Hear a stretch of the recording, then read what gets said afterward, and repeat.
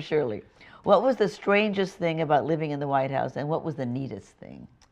Well, I can't think of anything strange. I'm sorry if that's a lame answer, but it's an honest one. I was always deeply aware that I was living in history. I came home from school or ballet, and I would walk in through the diplomatic receiving room, which normally, as its name implies, is receiving diplomats, not teenage girls. So I knew that that was extraordinary.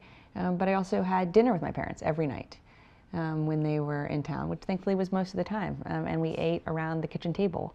So there was much about my life that also was gratefully normal. Were there a lot of parties? Did you go to the parties? And that must have been fun. I mean, I know growing up. Not really. Oh, I mean, really? I went to some of the Christmas parties, but otherwise, my parents strongly emphasized me having as normal a life as possible.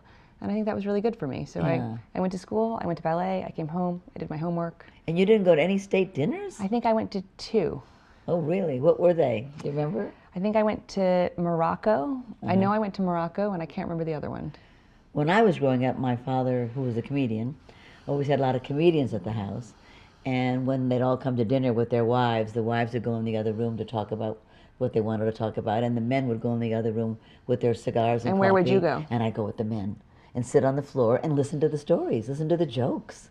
You know, that's what and my dad never said, oh, go to bed or something. You know, he always let me sit there until I fell asleep on the floor and somebody would pick me up and take me to my room. Yeah, my parents were always very clear I had to get all my homework done. Yeah, right. So, yeah. I mean, sometimes when there would be kind of special musical performances, I would go down and listen to those. Yeah.